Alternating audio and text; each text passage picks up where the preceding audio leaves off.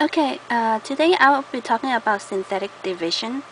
And there are this is some of the forms for synthetic division. This is how you recognize it. One of them is like this, the second one like that, and the third one like that.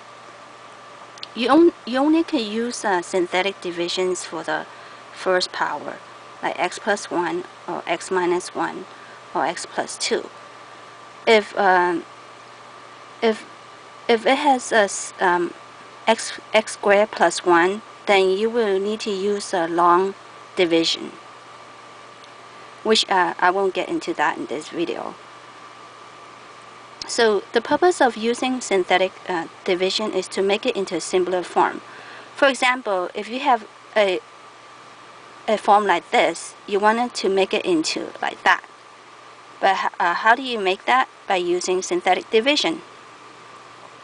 So let's say I have examples of 5x to the 4th plus 5x to the 3rd plus 2x to the 2nd power and minus x and minus 3 divided by x plus 1. You put that in. You put the first degree right here into q and this one into p. So it will become p divided by q. As for the p, what divides into p? 1 plus 1 and minus 1, and also plus 3 and minus 3 can be divisible by 3. And then for the q right here, what can be divisible by 5 plus 1 and minus 1, and also plus 5 and minus 5. So if you divide this two number, then it becomes plus 1 and minus 1. Plus 1 minus 1 divided by plus 5 minus 5, it becomes plus and minus 1 divided by 5. Plus 3 minus 3 divided by plus 1 minus 1 becomes plus 3 minus 3. And plus 3 minus 3 divided by plus 5 minus 5 becomes plus 3 over 5 and minus 3 over 5. This number will tell you if it's divisible into this whole factor right here. So you have to do trial and error. Let's say I use plus 1. So I go back here. So from you have to put 5 minus 5, 2 minus 1 minus 3 from here.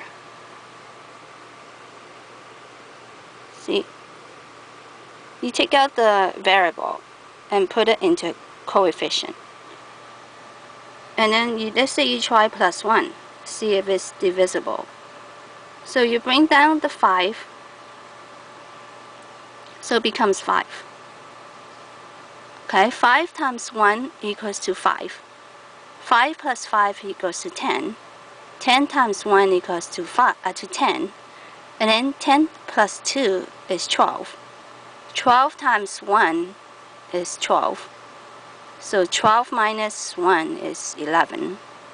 11 times 1 is 11. 11 minus 3 is 8. So when you have a remainder of 8, that means 1 is not divisible by the whole factor right here. So you need to cross out 1. So let us try the 2 the plus 1 right here from the PQ value that we found earlier. We try 1, it doesn't work, right? So let's try negative 1. So we write the coefficient again, and then try minus 1. So we bring down the 5. 5 times 1 is negative 5. When you add this together, 0. 0 times negative 1 is 0. Add it together, 2. Times my negative 1, so it's negative 2. It's plus negative 1, negative 3. Negative 3 times negative 1 is 3. When you plus it, it becomes 0. That means it's divisible. So your answer will be, so this whole thing right here, the answer will become 5x to the third. You write this a 1 degree lower than the given. Like before was the given was 5x to the fourth power. So you write 1 degree lower. So it's 5x to the third plus 0x to the second plus 2x minus 3. The degree goes lower.